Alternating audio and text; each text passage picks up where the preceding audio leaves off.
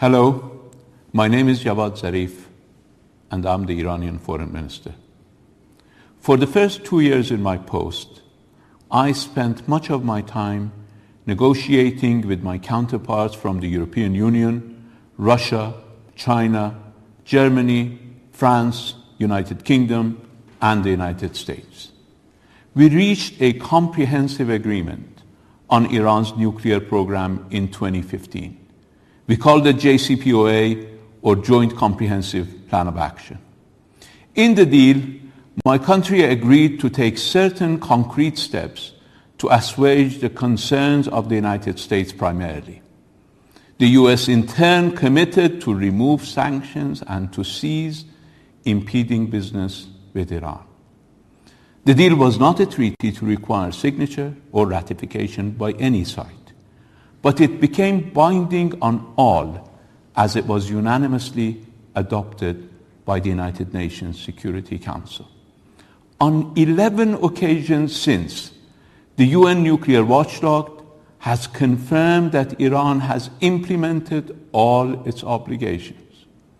In contrast, the US has consistently violated the agreement, especially by bullying others from doing business with Iran. In the last year or so, we've been told that President Trump is unhappy with the deal. And it now appears that the response from some Europeans has been to offer the United States more concessions from our pocket. This appeasement entails promises of a new deal that would include matters we all decided to exclude at the outset of our negotiations, including Iran's defensive capabilities and regional influence.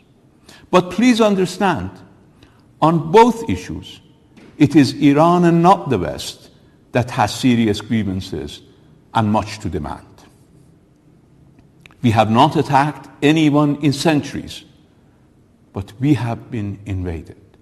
Most recently by Saddam Hussein, who was then backed by the US and its regional allies. The West even actively prevented us from buying rudimentary means of defense, even as Saddam Hussein showered both Iranian civilians and soldiers with chemical weapons. Despite that haunting experience, we still spend a fraction of countries like Saudi Arabia and the United Arab Emirates on defense. And our missiles have a shorter range than those of Saudi Arabia. And unlike US allies in the region who have brainwashed, financed, and armed groups such as Al-Qaeda, the Taliban, and the ISIS, we have been pivotal in defeating these extremist thugs. Let me make it absolutely clear once and for all. We will neither outsource our security, nor will we renegotiate or add on to a deal we have already implemented in good faith. To put it in real estate terms, when you buy a house and move your family in, or demolish it to build a skyscraper, you cannot come back 2 years later and try to renegotiate the price. In the coming days, the United States will have to decide whether to finally abide by its obligations. Iran stands firm in the face of futile attempts at bullying.